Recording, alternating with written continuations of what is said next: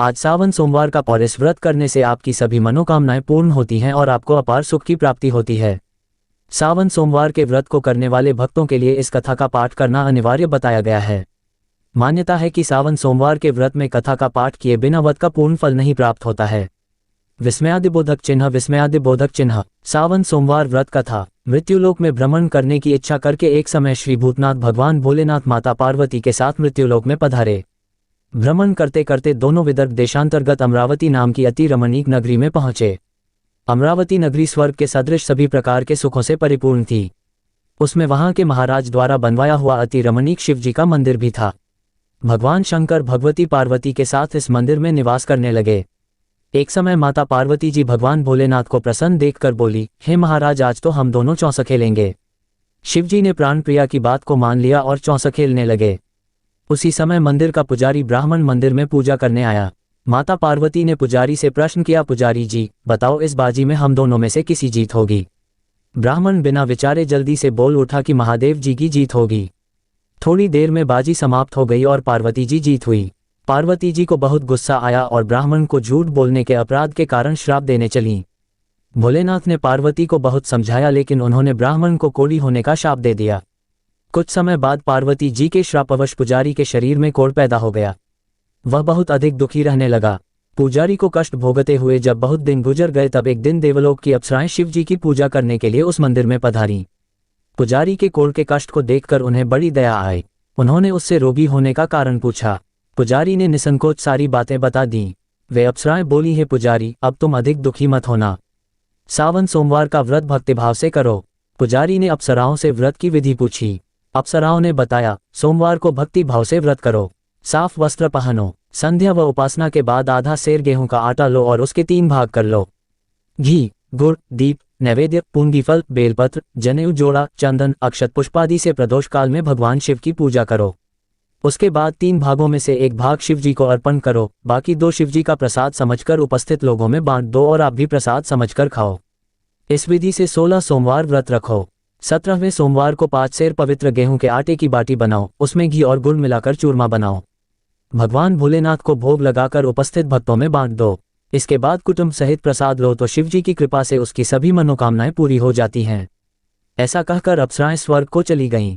ब्राह्मण ने यथाविधि 16 सोमवार व्रत किया तथा भगवान शिव की कृपा से रोग से मुक्ति पाकर आनंद से रहने लगा। कुछ दिन बाद शिवजी और पार्वती जी उस मंदिर में पुनः पधारे। ब्राह्मण को निरोग देखकर पार्वती जी ने ब्राह्मण से रोग से मुक्त होने का उपाय पूछा। ब्राह्मण ने 16 सोमवार व्रत कथा सुनाई। पार्वती जी बहुत प्रसन्न हुई। ब्राह्मण से व्रत विधि पूछकर स्वयं भी व्रत करने के लिए तैयार हो गई।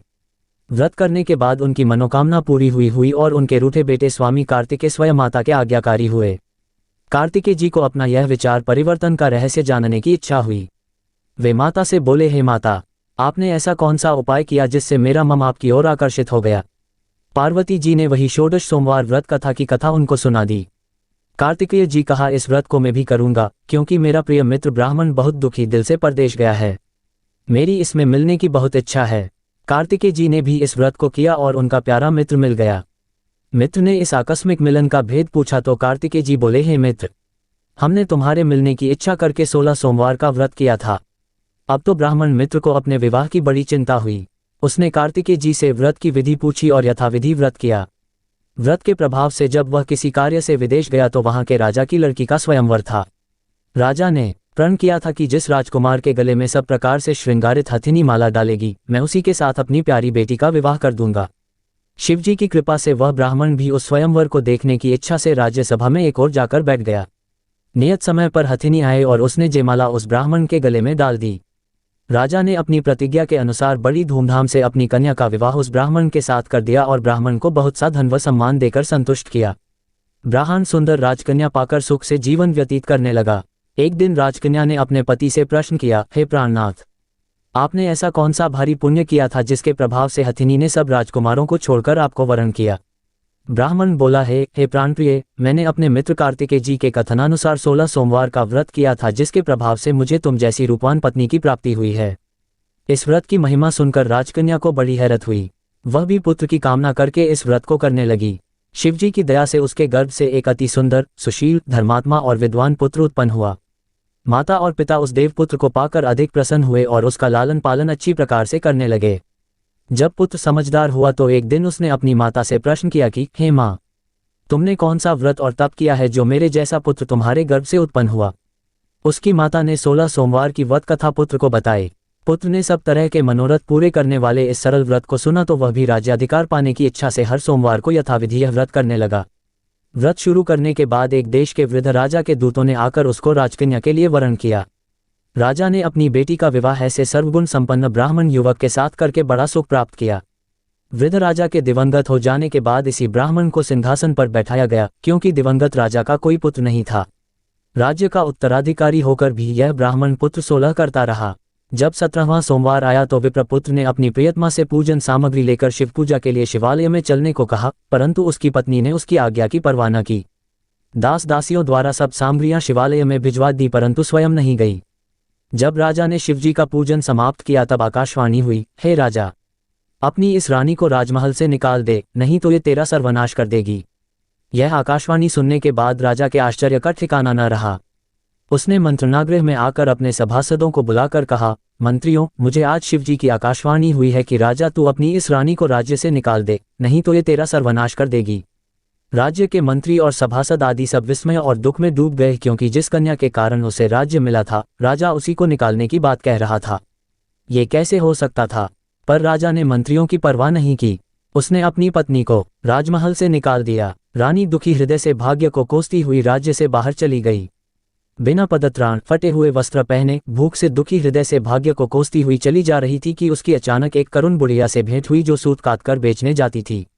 रानी की करुण दशा देखकर वह बोली, चल तू मेरा सूत बिकवा दे, मैं बूढ़ी हूँ, भाव करना नहीं जानती हूँ।